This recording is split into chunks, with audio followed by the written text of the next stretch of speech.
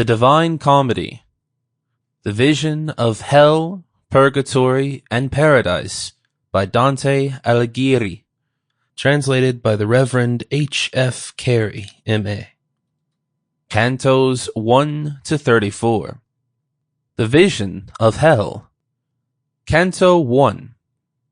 In the midway of this our mortal life I found me in a gloomy wood, astray, gone from the path direct. And e'en to tell it were no easy task, how savage wild that forest, how robust and rough its growth, which to remember only my dismay renews, in bitterness not far from death.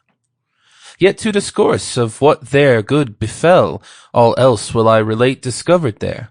How first I entered it, I scarce can say, such sleepy dullness in that instant weighed my senses down, when the true path I left. But when a mountain's foot I reached where closed the valley that had pierced my heart with dread, I looked aloft and saw his shoulders broad, already vested with the planet's beam, who leads all wanderers safe through every way.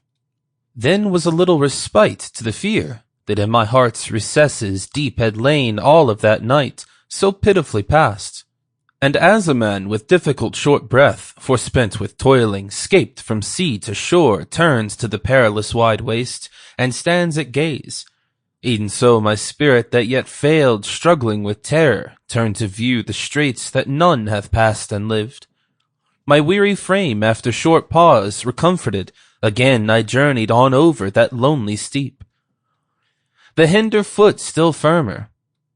Scarce the ascent began when lo, a panther, nimble, light, and covered with a speckled skin appeared, nor when it saw me vanished, rather strove to check my onward going, that ofttimes with purpose to retrace my steps I turned. The hour was morning's prime, and on his way aloft the sun ascended with those stars, that with him rose when love divine first moved those its fair works. So that with joyous hope all things conspired to fill me, the gay skin of that swift animal, the matin dawn in the sweet season. Soon that joy was chased, and by new dread succeeded, when in view a lion came 'gainst me, as it appeared.